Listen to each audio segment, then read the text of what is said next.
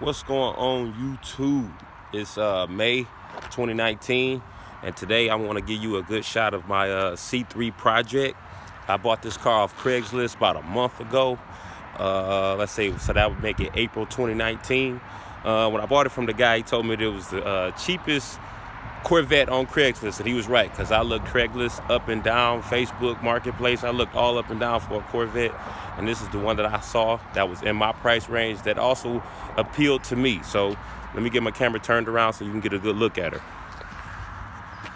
Like I was just saying, it's a 79 Corvette here, C3. Right now, as you can see right there, it's missing some door panels there. The interior gonna need some work as well. I mean, I'm changing all of that. I don't like the color. Obviously, it's not up to date as well. Gauges here are missing.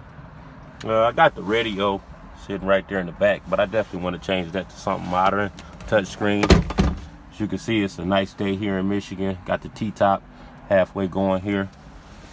Also, if you look at the gauges, all still factory stuff that I definitely want to change up. That steering wheel is hideous to me.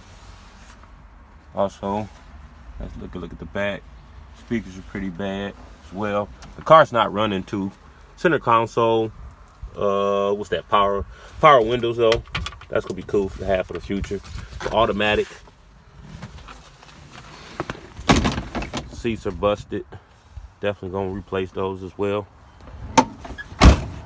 On to the heart of the car, the engine. Definitely gonna swap that motor out. It's definitely not the original motor to the car, but I got a V8 454 waiting for too that I'm gonna show you on another video.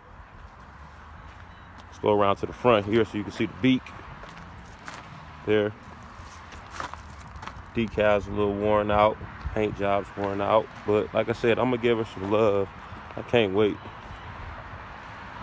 And again, for more content on this C3, upgrades through the summer, upgrades through 2019, stay tuned and subscribe. Peace.